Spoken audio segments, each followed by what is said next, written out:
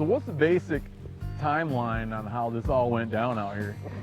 Well, in 1937 we had the floods. You know, we've got Cumberland River in front of us, Tennessee River on the other side. This whole thing just sits like a big strip of land between those two. Between rivers, you know. It's called Land Between the Lakes now. Yeah. It used to be called Land Between the Rivers. 37 flood came in. They built Kentucky Dam to help control the flooding. 1955, they appropriated money to build Barkley Dam, flooded Which backed up the Cumberland. the Cumberland River. Congressmen, some people with some vision, started seeing that people were doing less recreation. Most of the federal land in big chunks was out west. Yeah. And they were looking for a place to have some federal land east of the Mississippi.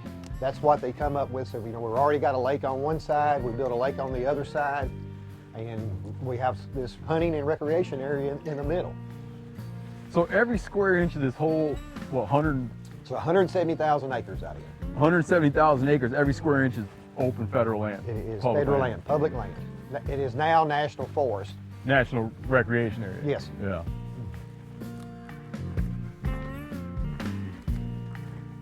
What's interesting about this area, the LBL, is most places you think of, there's never any progression that goes from non-developed to developed.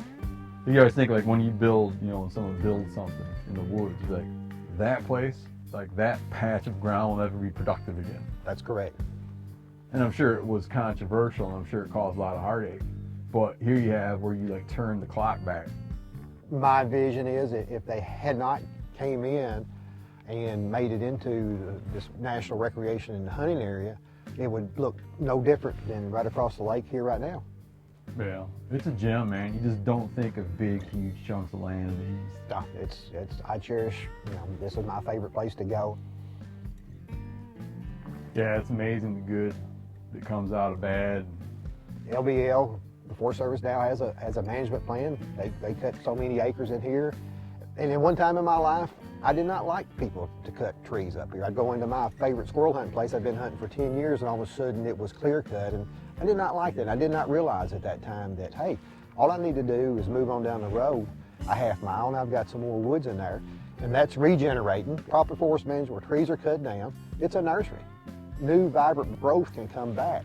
You know, if you don't prune a grapevine back, it produces hardly any fruit whatsoever there. You trim it back, and then you have a fruit crop. A forest is very similar to that, in my opinion. Well, how old were you when you first hunted squirrels on the LBL? Probably, I was less than 10 years old. Yeah. Come up here. I've pretty much been tromping up here for 50 years.